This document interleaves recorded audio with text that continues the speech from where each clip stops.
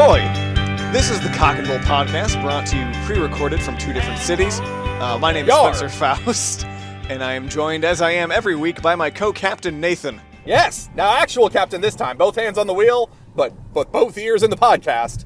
We're mobile, bitches. Do you got any juicy gossip for me, Nathan? They tried to shut us down, but they couldn't. Juicy gossip. The juicy gossip this week is we're late and we're sorry. Spencer had a birthday. I had life things. Stuff happened, people. Stuff happened. Free. Stuff happened. It's free. We missed one. We made it up. We'll get it back to you. There will be a bonus one at some point, I promise, to make up for it.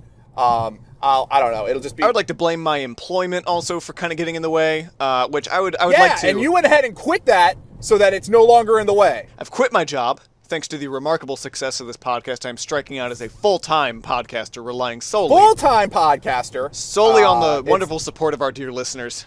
And I'm looking forward to the new road ahead of me. And Pontiac. Yep, and Pontiac. I'm waiting on the check. You ready for this one?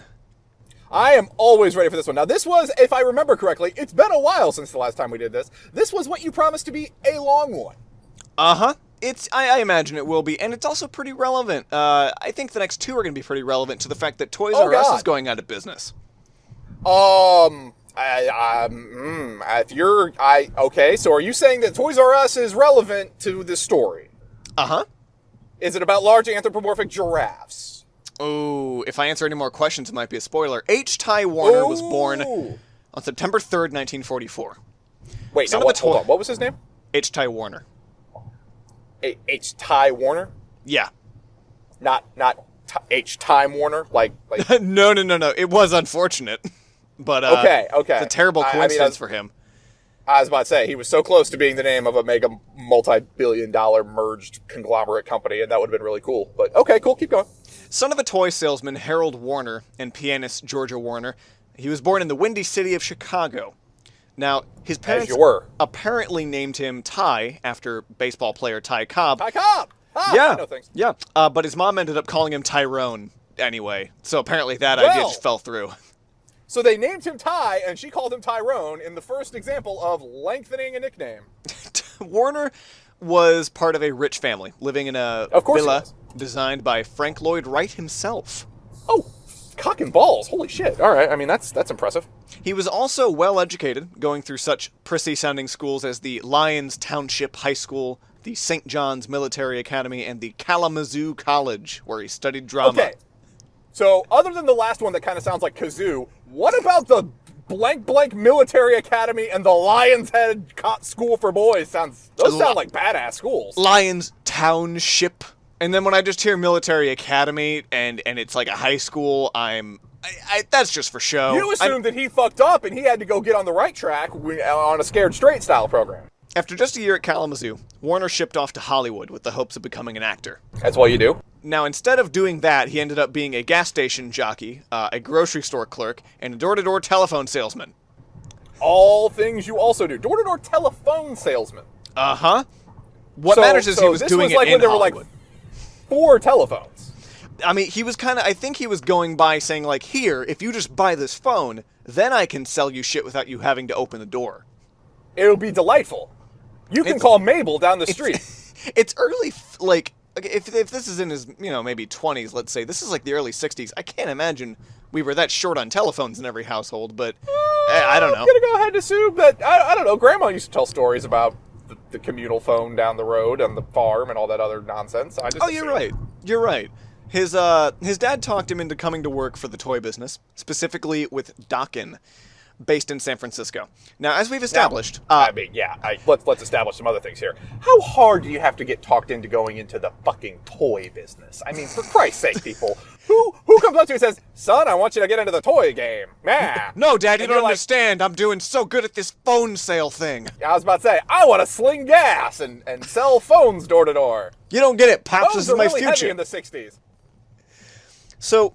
as we've established, I have a lot of trouble distinguishing Hollywood, LA, and San Francisco from one another, so while this might paint a helpful geographical picture for you, just know it means nothing to me.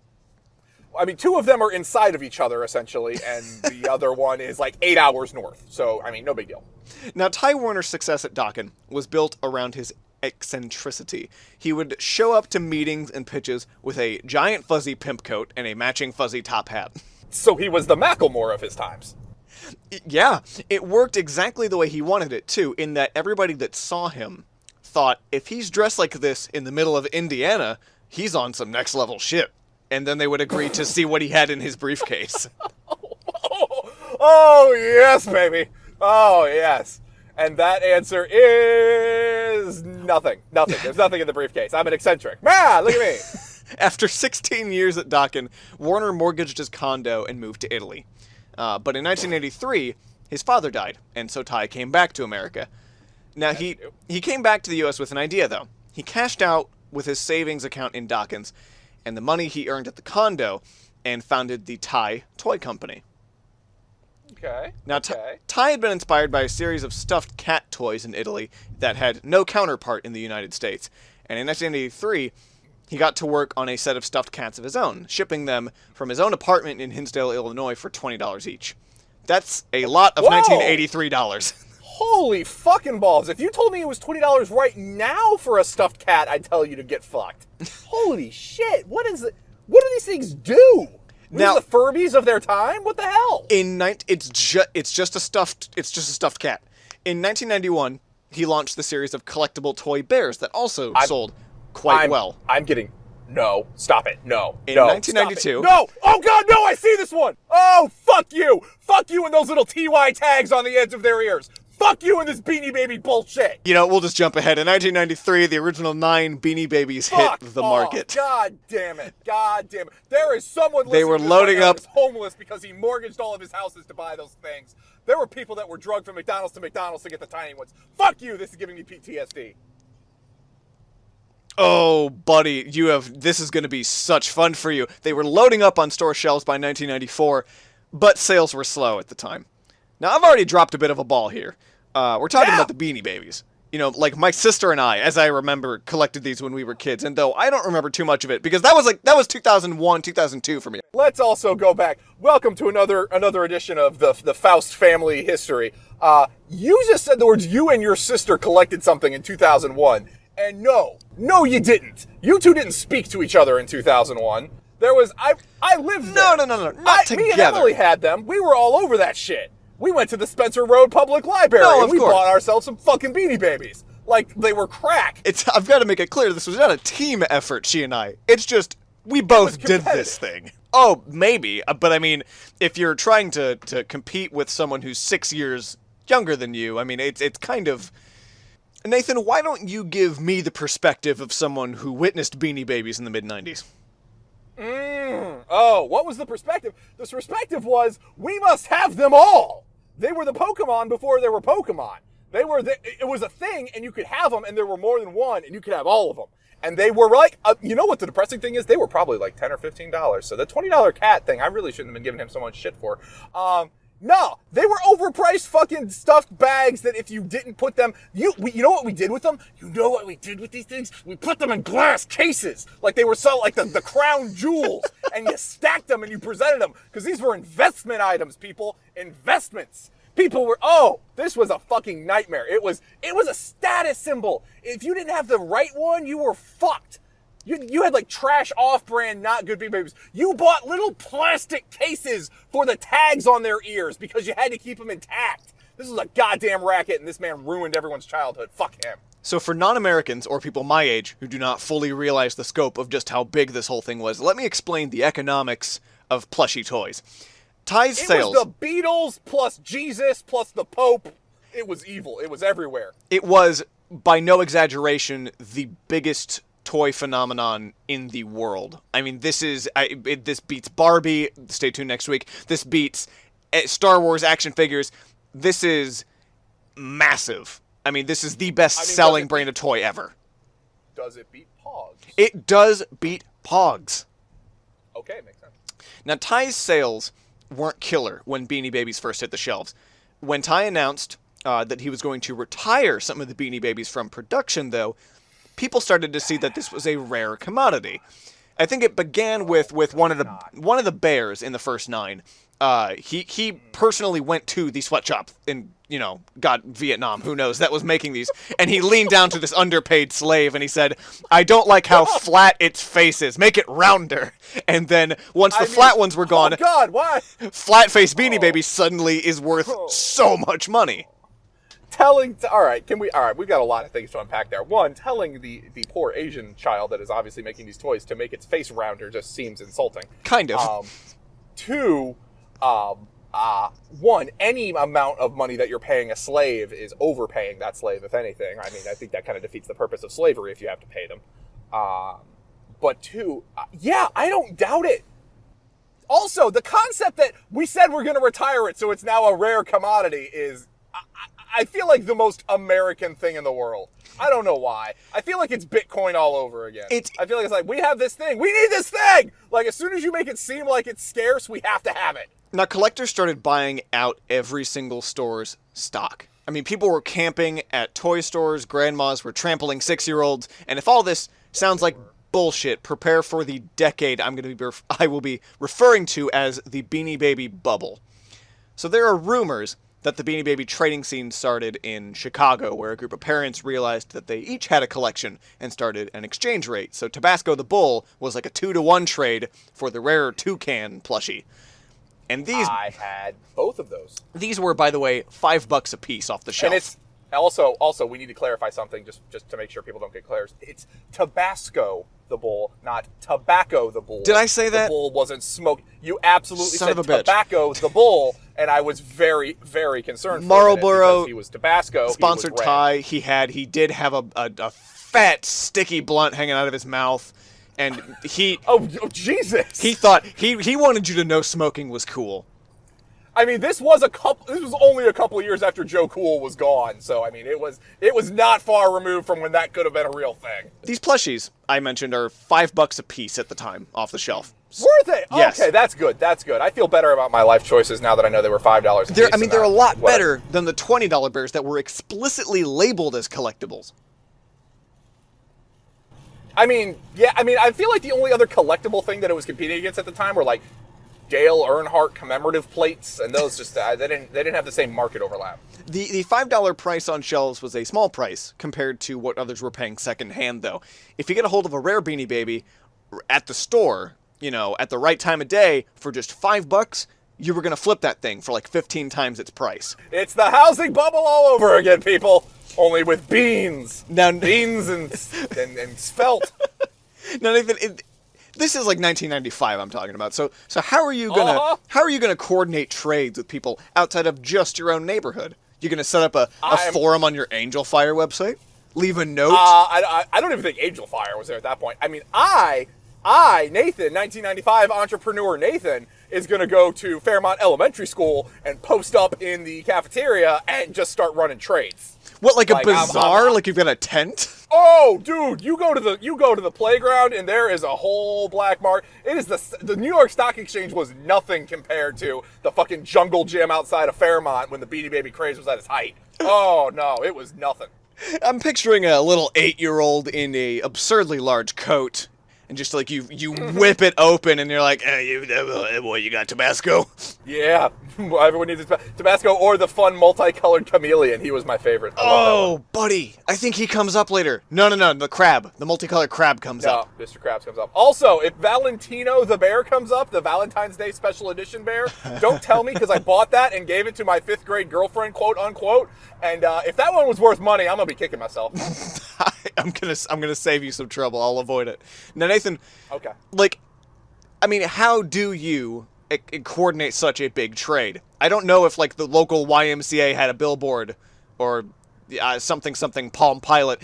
eBay, Nathan, was founded in 1995. Oh shit! I didn't. Okay, all right. I see. All right. And let me tell you. Get it, Elon. Let me tell you. 10% of eBay's first few years of sales were Beanie Babies.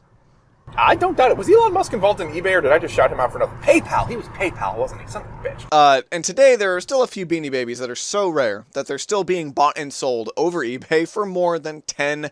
$10,000. At this point, it's. Can we admit that the economy is broken at that point? Yes. Like, can you admit that it just none of it matters? Money has failed all us, and we need to reset. Yes. If that's the thing, that's just, no. It was funny when nerds were getting Lambos off bitcoins, but if you're trading a Beanie Baby for $10,000, your life has no meaning at that point. 10,000, by the way, to get your hands on Claude, the Technicolor crab, ladies and gentlemen. I remember Claude. I remember rumors of Claude on the playground. And this is specifically, I think, because Claude had several typos in his tags, and it varied from Claude to Claude. So the worse your typo is, the rarer he is. Very good. Now, how do you gauge worseness of typos? I think amount. Okay, good to know. Peggy Gallagher. Also, can we also focus that this was going on at the same time as Pokemon cards were hitting the scene for the first time? 95, yeah. Holy shit, was the 90s lit for bullshit collectibles. Like, kids today, I'm sorry. I don't give a shit what you collect. It was not the crack cocaine / heroin combo that Beanie Babies / Pokemon cards was. Holy fuck. Peggy Gallagher. You get yourself a Claude and a foiled Charizard in the same day. Just go. You are king. Cash out. You are ruling this town. Peggy Gallagher was a U.S. Beanie Baby enthusiast, and she was also one of the first to notice that the craze had not swept through Germany yet. So she placed a $2,000 order through the Nuremberg distributor, and when she got her order, her plush animals were then worth a $300,000 haul on the U.S. Beanie Baby trade scene. God damn it. So we are so dumb. This is where the parents got obsessed, I think. $300,000? Like, that kind of payout covers your kid's tuition. You can retire at that rate. So, okay, hold on. I love you dearly, and it's adorable. I respect the youth generation. You're all good people. The concept that you just said $300,000 is enough to retire on makes me want to come through the phone and fucking strangle you right now. Well, listen, I only drink tap water and eat only ramen noodles, so it will be enough for me to retire, if not because I am cheap, but because I will in fact die within 10 years. Yeah, nice try. Okay. Just kidding. I was born in the future. I will live bionic and die never. Now, Spencer has no concept of money. We've established it. Moving on. And isn't it funny that I'm the researcher? So with every new rare Beanie Baby, people were buying up as much supply as they could carry. 8-year-olds would see their local toy store's new posters while they're on the bus ride to school, and then they would sneak to the nurse's office and use that phone to send parents scrambling for the next Toucan or Chameleon or Cloud. So 19 years ago today, in a New York Times interview with one Connecticut toy dealer, David Marks said that, quote, "This is the hottest product that has ever appeared in retailing, period, since Adam and Eve." David Marks, the man with 2 first names, wants you to know where life on Earth begins in his discussion about plushie toys. No, just where retail began. There was no retail before Adam and Eve. That's fair. Adam and Eve. You had Adam, you had Eve, and then you had, I don't know, fucking Cloud, the retail Apple salesman. Now, he went on to call Tickle Me Elmo, quote, "an insignificant blip on the retail horizon compared to this." End quote. I mean, in his defense, he's right. Tickle Me Elmo was like one generation of parents murdering themselves on the streets. Beanie Babies was the long con. Beanie Babies was the COINTELPRO of fucking toy invasions. It was fucking insidious. Like, as true as it might be, I can't help but feel like that is a burn that makes a lot more sense if you've been in the Toys R Us game for like 10 years and you're like, sick, Mark. That's a good one. Yeah, just fucking stick it to Tickle Me Elmo. No one exactly. Who the fuck is reading like Toy Store Trade Magazine Weekly? Like, you play to your audience. At the time, there were 77 beanies to be collected, with some being retired just months after being introduced. Now, they were never given any commercials on TV, nor were they sold in discount outlets like Toys R Us, rest in peace. And they didn't need to be. Toys R Us is a discount outlet? Yes, when its whole concept at the beginning was it was a discount toy outlet. Really? Yeah. Compared to like what, the full price KB Toys? I guess. I don't really. They mention a couple stores by name, but they're things I've never heard of that I think are okay. long Well, I mean, gone you by can this name point. them. I mean, if you want to name them out loud, you can. I mean, is it like an FAO Schwartz? Is it the store from the Home Alone 2? Like, I mean, they were what are we working with they here? were so obscure. I didn't even write them down. I didn't think it was relevant. By so obscure, you mean you didn't hear about them? Okay, I see how it is. All right, cool. And they didn't need to be because these things were a hit. Now, in March 1997, one customer of Mark's told him that her car had been broken into, and that her Beanie Babies on the dashboard were all that were stolen. The stereo in June. I mean, it is depressing how many Beanie Babies are still on fucking car dashboards. Like, it's kind of concerning. It does make me sad. In June, Pam Ertlett and her 6-year-old daughter camped out at a toy tent to get to participate in a Beanie Baby swap. It's a nice swingers party for plushies. Oh my god, it's a fucking tea party for fucking sad, sad people. As the toy bazaar opened up, a stampede formed, and Pam's daughter was carried off with leg injuries. In 1998, there was a promotion with McDonald's, and Beanie Babies were now part of Happy Meals. There we go, baby. Teeny Beanie Babies, get it going. That song is burned into my brain. In Lancaster, Pennsylvania, where the Amish still rode around in buggies, there was a swarm of people And still do. in the small town's McDonald's who were all trying to get a hold of the new Zip Cat. The underpaid manager... There was a small town of McDonald's? Well, there was a small town in the McDonald's. There was a small town inside the McDonald's. So inside the McDonald's, there was a McDonald's that was so large that within inside of it rested a small community. That's true, and this small community was demanding Zip the Cat. As well they were. Yeah, of course you were. I mean, in my defense, in everyone else's defense, I do distinctly remember, I think Rosemary Grover was like carting us like McDonald's to McDonald's at this time, attempting to extort as many Beanie Babies as we could out of human beings. Oh. We were... Even she fell so far. Oh, Spencer, we all fell. Do not act like you were above. Well, no, none of us were above it. We all played. Well, Nathan, I was not born. Well, actually, that's not true. I was 2 years old by the time. I was about to say bull fucking shit. The underpaid I do manager math. drew a hard line in the sand and told the angry mob that Zip Cats would not be sold until all the Dobie dogs were gone, and that there were still 100 Dobie dogs to be bought. Oh my god! Wait, bought? I thought they were just given I thought it was the toy. It was the toy in the Was Happy it not Meal. the Happy Meal toy? It was, but 100 Happy Meals needed to be sold before they were out of Dobie dogs, and Zip Cat would not be given out. Okay, I'm sorry. You say this underpaid manager. When is this manager becoming the fucking? I'm the king of Bartertown now. You have to exercise control of your life in wherever you can really milk this it. is my domain. No Zip the Cats. You get Dobie Dog. Dobie Dog is sad. You get Dobie first. Then you get Zip. This gentleman goes home and struggles to pay the electric bill, but here he is king. Now, later that year... Also, if he really wanted to exercise his control, he just lights them on fire. Where is your God now? Just all McDonald's managers pour out the Szechuan sauce. Pour it all out and watch them cry. Do it for me. Later that year, at the Canadian border, people were so paranoid about traveling with their valuables that they began hiding their Beanie Babies in compartments, more common with drug smugglers. The fact that you said that we're worried about traveling with their valuables and the next word out of your mouth were hid their Beanie Babies. God damn it. God damn everything. Under an assumption that they would be that traveling with them would be considered for trade and business and therefore confiscated, so the U.S. Customs Agency had to make a public declaration that no, put such worries away. As long as you're traveling with them for personal use and you don't have more than 3 of the same one, we won't take them. Oh my god. Yeah. Oh my god. Yeah. So if you got pulled over, was it what? Possession of Beanie Babies with intent to distribute? What the fuck? Yeah. What the fuck? Apparently. They're talking about this the same way they talk about drug trafficking. What is happening? The same year, Les and Sue Fox published the, quote, Beanie Baby Handbook, which was full of hot collector's tips, which I have gathered for you here. I fucking think I had this book or rented it from the library, god damn it. Now, quote, basically, if you can afford to do this, simply putting away 5 or 10 each year with every new Beanie Baby in super mint condition isn't a bad idea. Now, on the subject of storming your local McDonald's, like it held the cure for polio, the Foxes had this to say. Quote, Like it held the cure for polio, a.k.a. the polio vaccine that we've had for 50 years. Come on. As seasoned McDonald's collectors, we had a little doubt that $2 would be less than the future value of any teeny Beanie Baby. So unfortunately, we were only able to accumulate 500 or so beanies during the mad rush. Unfortunately, we only got 500. At $2 a piece, so we only spent 1,000. So here's the problem. Here's the thing that's going to make me... I think the only way to describe it is unrecoverably mad. These people were buying Happy Meals to get the dolls, correct? Correct.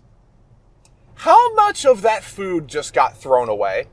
Well, don't get me wrong. Some of these people are smart. We'll talk about a family coming up in a couple paragraphs.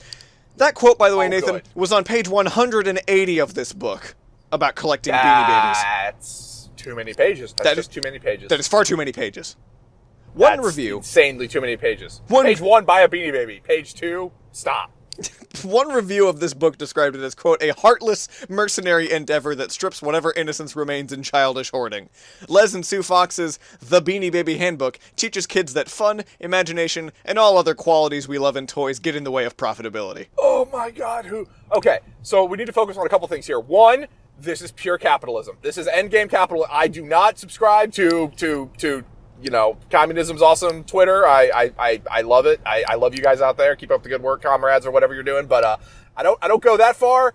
But dear God, this is just pure cocaine distilled capitalism. God damn it. Also, what was it? The joys of childhood hoarding? Yep. Who the fuck describes hoarding as a joy? It's a fucking disease. It's a fucking show on A&E. They talk about it like it's a cancer. Don't talk about hoarding like it's some sort of... Smaug hoards. No one hoards things joyously. And Smaug is childhood innocence embodied.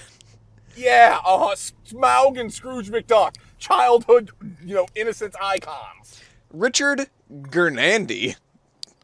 That's not a real name at all, and no. you know it. And I certainly didn't pronounce it right, even if it was real. A beanie collector himself got a call from a real estate agent who confessed that they planned to cash out their underperforming properties and trade that stock in for Beanie Babies. No, stop it. God damn it. It's the housing bubble all over. It's fucking having a baby. Oh, God damn it. This agent told Richard that she had already spent $12,000 on only the best Beanie Babies. Only the best.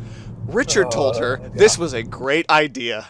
Richard is the worst financial advisor ever born. Not true, because Spencer Faust, $300,000 and you can retire. Houses? Who the fuck's gonna live in a house in 30 years? Nobody. We're all gonna be living in caves made out of Cloud the Crab. Your pronunciation of the name Claude has been devolving, because I'm pretty sure you just said Cloud the Crab. Like, I thought... It's just devolving Clack, into clack, noises crab. at this point. From the New York Times in July 1998, a woman named Lou Vania recently had a peanut for sale. You know, the elephant. Adorable. There were two different versions of peanut. There was a light blue one. There was a dark blue, like indigo peanut. If you had indigo peanut, you were on hot shit. Oh. I think I had A self-described, she took this peanut to a beanie repair shop in Warrenton, Virginia. A self-described, quote, beanie doctor, because nobody else is going to call you that. No. I also am imagining Jerry from the Toy Story 2, where it's the old gentleman with the box of Magic Times that's repairing the dolls. That's all I can see in my head. A self-described beanie doctor, she examined it suspiciously, as there was a crusty coat of polyester plush, and realized that something was seriously wrong with this peanut. Quote, the blue dye came right off, recalls Vania, who discovered that the toy was a much less valuable light blue peanut that had been dipped in dark blue dye. Quote, I felt terrible telling that collector that she had gotten a rotten peanut, Vania said. Really? Because it would be the best day of my life. It would be all I dream. I would go to bed dreaming that that's the thing I'd get to do in the morning. I'd use Google Docs for my notes. Google, feel free to shoot me a paycheck. But just as I was going over that paragraph, I accidentally highlighted it and opened up the leave a comment bubble. And the only thing I can will myself to write is why. Enter. All right. That dark blue peanut, by the way, still sells for $700. None of this can still sell for anything. We had to have it's nothing. It's nothing. What is the point? What is the purpose? I don't get it. If you ask me, it's not like they're going to help. You can't build anything out of them. They have no future. The libertarians and buy gold nuts tell me that paper money is flawed because gold has a actual purpose, and it holds a productive purpose and value if you obtain it, whereas paper does not. I would argue that Beanie Babies do have more practical value than paper because you can gently fold them into your pocket or your backpack, and they are just a delightful companion. I can gently fold more money in my pocket than I can Beanie Babies. Does Andrew Jackson have more character on that $20 bill than Peanut does in his delightful black eyes? I don't. His dead, soulless eyes that say, "You spent $10,000 on me. You should be." Now, ashamed. since I can't seem to stay away from McDonald's for 5 minutes on this episode, let's talk about the Ward family. The subject of a story in the Hartford Courant, a word I, for the first time, looked up how to pronounce on this show. During the teeny beanie craze, the Wards ate 3 Happy Meals a day to try and bag one of every beanie, and bag 'em they did. How many chicken nuggets can you eat in a day before you just feel like a rotten, soggy human being? Now, if you said they ate what, 3 a day? 3 Happy Meals a day, each of them. 3 Happy Meals a day. Every member of the family. Now, that's fine. So you assume what? How many chicken nuggets are in a Happy Meal? It's been like a while 5. since I've been on the Happy like Meal 5 or train. 6. 5? Cool. So 3 a day, that's 15. You're talking to a gentleman that can down a 20-piece like it's like candy. So no, I'm with him on that. 3 square meals a day of 5 chicken nuggets is a reasonable thing for a human being to do. They're going to be fine.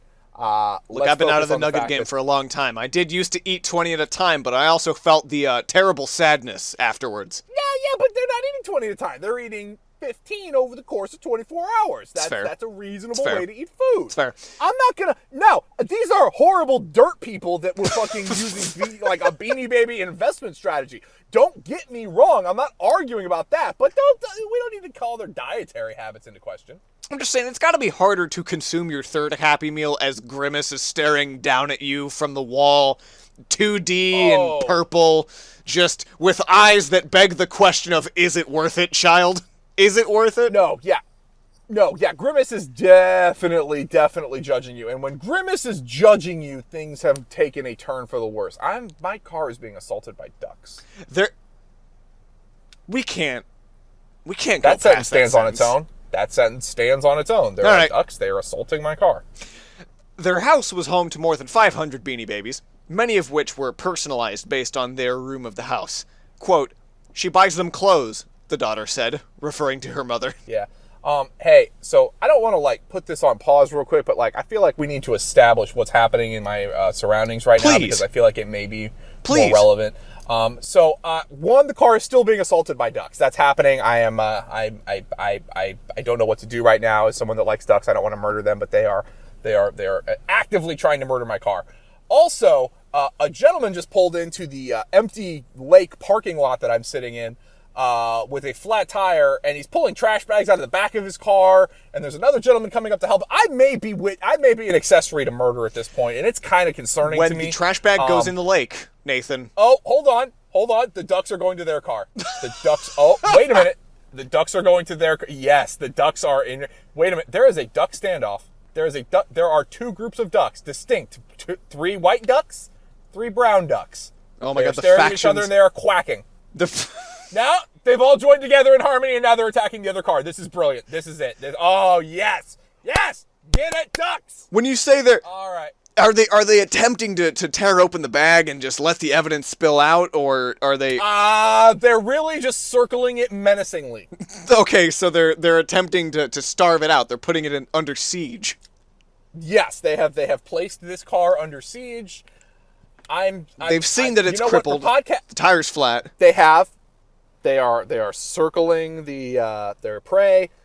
Clearly, the man in this car is acting erratic. He's just committed a violent crime of passion.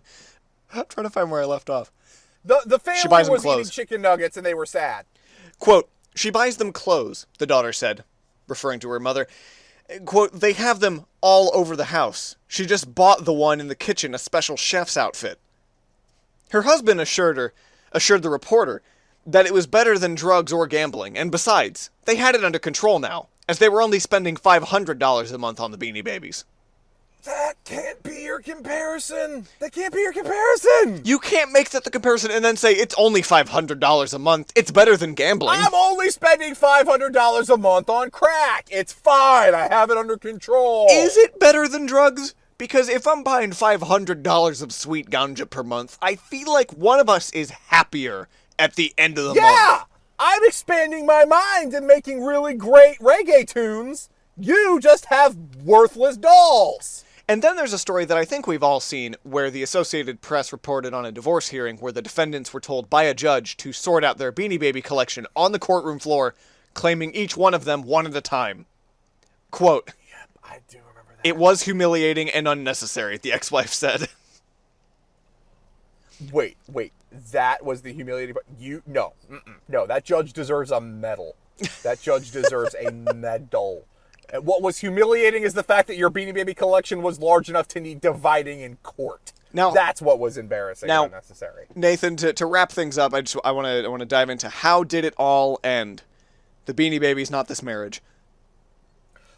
That's actually a valid, and honestly, it kind of seems like one of those things. Like, I lived through it. I was there, and it just did. Like, it was just over. Let me tell you why. Like, it was there, and then it wasn't. In January of 1999. Ty decided to release more than 20 new Beanie Babies at the exact same time. That, in addition to the ramp up in production, overwhelmed and oversaturated the collector's market. Because what was once rare was now being constantly restocked in stores that used to wait several days before another Beanie Baby shipment would arrive. Former rarities were now going for 3 for $10, eliminating any chance of a major payout for longtime collectors. Of course, there are still, some that will sell for a big haul today. Like Nathan, I believe the most expensive... Say it. I believe the most expensive one is the Princess Diana bear. That wasn't the one. I thought it was clown. Well, no, Cuckoo does in fact still sell for $10,000. The Princess Diana bear sells for far more. Also, the man who is selling for $10,000 wants you to know that it is in fact worth $100,000, but nobody's going to buy it for that much. No, it's worth nothing. It's worth nothing because it has no value. When I picture being sold, I imagine it is a very angry German man who is upset that nobody understands the value of his beautiful crab. It has 17 typos! Cloud is the fucking angry German Jason Alexander or whatever his name is, painter, opposite Bob Ross. Like, Bob's just chilling and Cloud's over there like, I was important! The tag says Ty T-I! And this was before whatever you like came out and T.I. was relevant. Making a T.I. reference for those that were relevant in 2010. Hi, how you doing? That, you could probably argue Princess Diana is the highest selling one because that was a production line, but I believe there's a one-of-a-kind Democrat donkey that is signed by Hillary Clinton that is selling for, I don't know, $10 million. Negative $10? I don't know. I don't understand. That's like a voodoo doll. That's the cursed thing. It's the monkey's paw. You don't want that. So wait a minute. So it is a haunted artifact. When did Princess Diana die? It wasn't. It was well before the Beanie Baby explosion. Wasn't it like 97? Hold on. 96 or 97? It was not. Yes. I'm on that. I feel like it was before you were 1997, born. August 31, and that was like midway when the craze really picked up. And they released this line of Beanie Babies in the tribute she always wanted. And commemorative plate. Don't forget the commemorative plate. And the plates. The Dale Earnhardt Beanie Baby was a big seller. So, there's more I could say about Ty, but honestly, he's not interesting. He's kind of an asshole. None of his employees liked him. He refuses to give interviews. I apologize for making fun of you for not bringing him up earlier. The fact, I apologize. He is kind of a prick. He one time drove up to an intersection, asked a woman for directions. She said, "I have cancer," and then he gave her $20,000. But frankly, having a lot of money does not make you a cool person. No, almost in this day and age, it seems to be carte blanche for being an awful person. But that's. He was also accused, I believe, of fraud. Or tax evasion, I think. Fraud.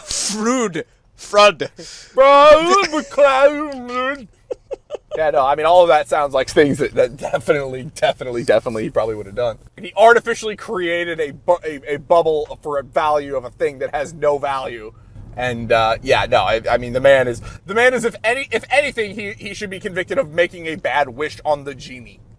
we would like to thank Driftless Pony Club for letting us use that sweet banger. There were Buffalo on the Ark. It comes off the album yes. Cholera. Also, stream it on Spotify, Apple Music, YouTube, Yes. you name it, or buy it. Or you know buy what it. else you can stream on Spotify, motherfuckers? Us! Yeah, we're on Spotify now. Stream this into your ears, motherfuckers. We're on Spotify. We're on iTunes. Share us with your we're on friends. Spotify, Leave a we're on review. Spotify. No one else has left a message other than that weird, slightly cryptic, stalking message of Spencer. If you want to gaslight me, you know where to do it. Just leave it on the Apple If you want to reviews. gaslight Spencer, you know where to do it. If you want someone to scream your various and sundry opinions on the radio for you, yeah, I mean, we're not the people to do that because we're not on the radio, but if you want to scream it on the internet, I'll scream it for you if you put it on the iTunes review. Go for it. A lot of people have mentioned that it's just the app is very difficult to leave reviews on. So that being said, I think the surefire way to get one through is if you just download iTunes to your computer and then just do it through that. And put it in a time capsule and send it on a wish, because who the fuck has a computer anymore? What's a computer? I mean, you say that. I only have iPads. I feel like a bad person. Fucking commercial would have been so much more bearable if she just said "what computer" instead of Correct. Instead of this goddamn what's Instead a of not computer? understanding the concept of computers, yes, I agree with you. Also, we're probably getting kicked off iTunes for making fun of Steve. Sorry, Steve! They don't have time to listen to us anymore. They double checked once to make sure we weren't like promoting ISIS recruitment, and then we were just free reign. So what you're saying is we can keep up the ISIS recruitment? Yep. Cut that part out. Next week. Bye!